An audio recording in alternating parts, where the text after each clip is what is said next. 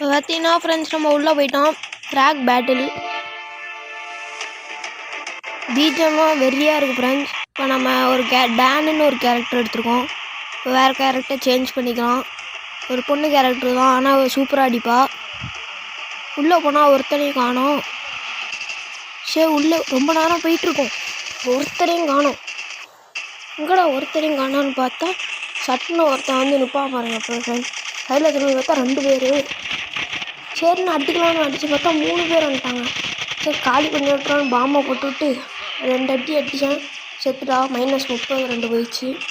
அப்புறமா இந்த ரவுண்டு இருக்குல்ல ஃப்ரெண்ட்ஸ், அதை அடித்தா தான் நம்ம வின் பண்ணுவோம்.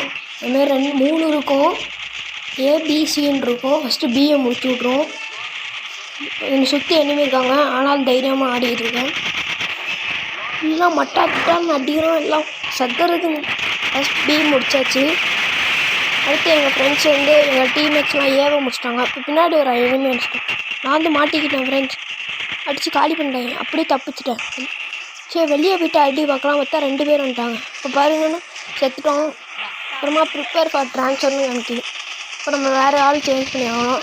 சரி டிஃபென்ஸில் எடுத்தோம்னா டப்புன்னு வந்து ஷீல்டை போட்டு நிற்கிறான் ஒருத்தன். அப்புறமா ஒருத்தனுக்கு ஹெட்ஷாட் அடிக்கிறான், பார்த்தா முடியலை. சரி நான் அவனை 2 அடி போட்டு முடிச்சு விட்டு டப்புன்னு ஷீல்டை போட்டு இங்கிட்ட வந்துட்டோம்னா ஃப்ரீயாக இருந்துச்சு. சரி மேலே ஏறினா ஒரு பயலை காணும்.